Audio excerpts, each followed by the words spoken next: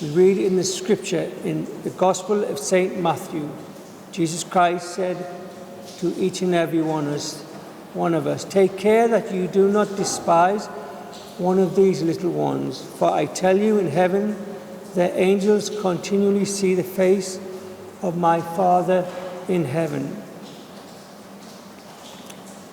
In the Catechism of the Catholic Church, 336, we read, "From infancy to death, human life is surrounded by their watchful care and intercession, the angels. Beside each believer stands an angel as protector and shepherd, leading him to life.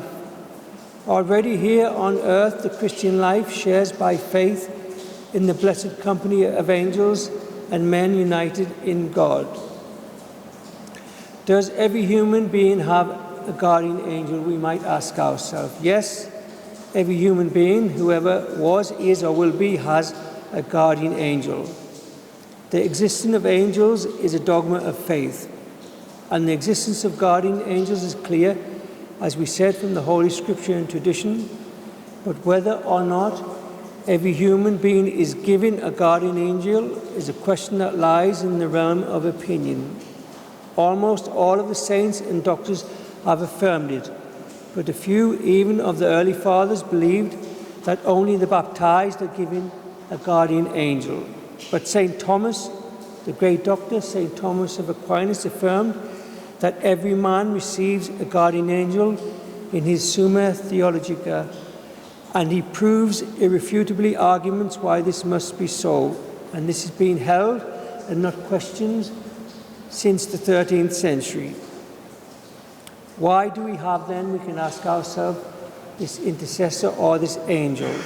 Because God Almighty wills the salvation of men. All men need and receive sufficient grace to be saved. The guardian angel then cannot force his trust to cooperate with grace, otherwise his will would not be free. But the angel acts as a channel of actual grace, working with God's providential designs to bring the person he is guarding into contact with outside occasions of grace. To come in contact with good Catholics, religious and lay, good books, good teachers, and good words and examples. The more a man cooperates with grace, the more graces he will receive. So guardian angels also, and this is most important, dear brothers and sisters in Christ, have the power to help our imagination when we meditate. Since the imagination is one of our inner senses, the angel can actually place holy images in the mind, especially if we ask for this grace and their assistance. Likewise, we know that demons can place impure images in someone's imagination in their attempts to lure one into willful consent and to fall into impurity and sin. Then the good angels in the counter can place holy images in the mind of one who moves to act of love and virtue. Likewise, good angels can prevent demons from assaulting our imagination by guarding our minds. We know this beautiful prayer we learned probably from our parents when we were little children. "Ever this night and day be at my side, to light, to guard, to rule and guide." So the maxim or the message is to use your guardian angel well in your meditations daily. The conversion of a sinner gives great joy to the guardian angel, indeed to all of the angels in heaven. Remember our Lord's parable about the woman who lost one of her 10 coins, and now she swept her house in order to find it. When she found it, there was great joy. Our Lord then gives the meaning of the parable, equating the lost coin to a great sinner who, finding the conversion and the joy of the woman, is that of the angels. It says in the scripture, "There shall be more joy before the angels of God upon one sinner doing penance." After the guardian angels' work of guarding is over, however, they do still have an intercessory work to do if their charge or the soul they look after falls into purgatory. They carry the prayers of the suffering souls to heaven and continue in these moments to act as an advocate. They give comfort and solace to the souls in purgatory.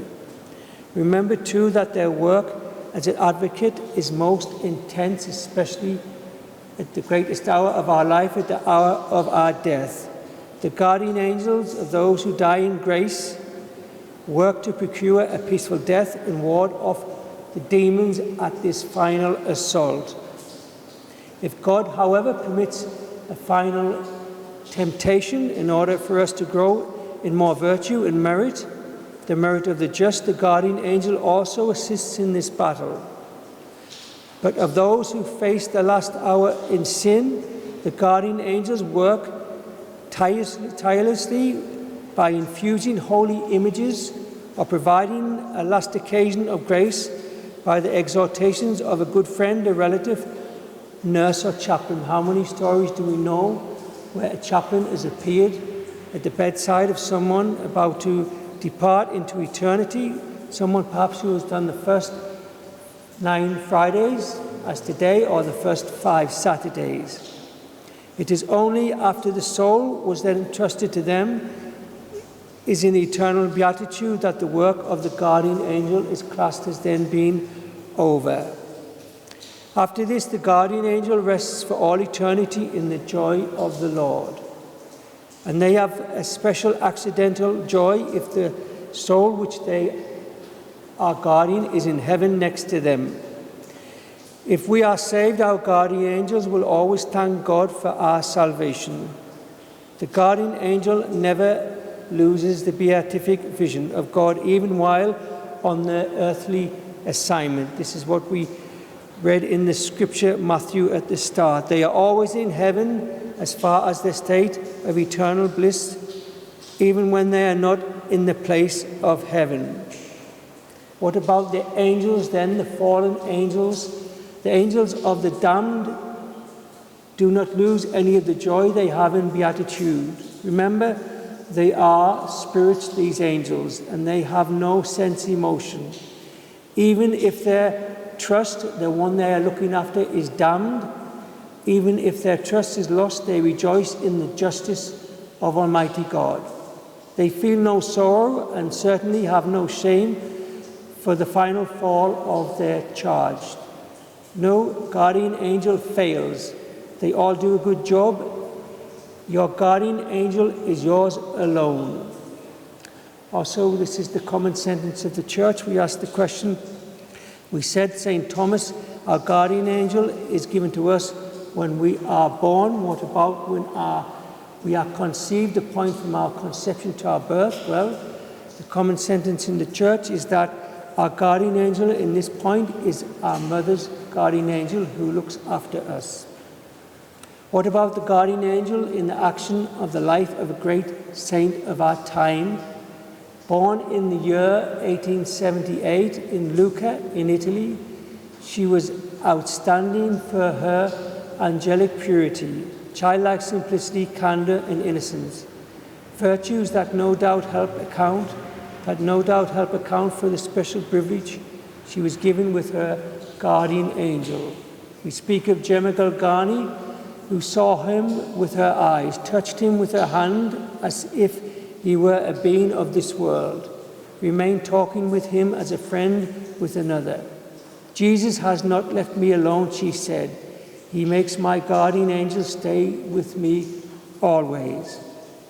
Her guardian angel was to Gemma a second Jesus Christ, so to speak. She made known to him her own wants and those of others. In her suffering, she wanted him always by her side. She entrusted him to lay several matters before the throne of God's mercy, and even before the Divine Mother and her patron saints, giving him closed and sealed letters to them with the request to bring her the answers promptly. Even without being called, he hastened to her in every need and danger. He restrained the powers and malicious attacks of the devil on Gemma, who was always just as vigilant in his efforts to do her harm. Instances are not wanting of this blessed guardian angel's watchfulness upon Gemma. One time she was at table. If anybody has the grace to go to her shrine or where she lived, it is a beautiful place in Lucca, in northern Italy. She many times would spend her recreation having her meals with her family, and one time when she was in this position having a meal with her family, one of those present began to blaspheme the holy name of God. Upon hearing this, Gemma fainted. Gemma fainted in horror, and falling would have dashed her head against the floor had her guardian angel not come to her aid. He took her hand, supported her, and with a single word restored her. The most important mission of Gemma's angel was that in what he concerned her about looking after her spiritual advancement. While he served on one side as her watchful protector, on the other side, she found in him a perfect master of Christian perfection. The holy guardian angel knew how to show severity also when necessary.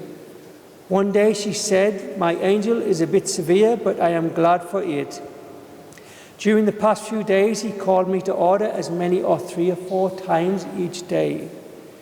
Seeing the great charity lavished on her, Gemma loved her angel immensely, and his name was always on her lips as in her heart. "Dear angel," she would often say, "I love you so." And why, he would ask, "Because you teach me to be good, remain humble, and to please Jesus Christ, my Saviour." Let us to finish listen as Gemma to our own guardian angel, who repeats the words said to Gemma by her angel. "Jesus loves thee greatly. Love him greatly in return." Art thou fond of Jesus' mother? Salute her then very often, for she values such attention very much, and unfailingly returns the greetings offered to her 100-fold. Let us be thankful then on this first Friday of the month, where we honor the Sacred Heart, make reparation for their sins against the Sacred Heart of Jesus, for the gift of our special companions in life, our guardian angels, and ask them to adore for us today in a most special way the pierced Sacred Heart of Jesus, Redeemer of mankind. Amen. May the holy names of Jesus and Mary be blessed now and forever. In the name of the Father, and of the Son, and of the Holy Spirit. Amen.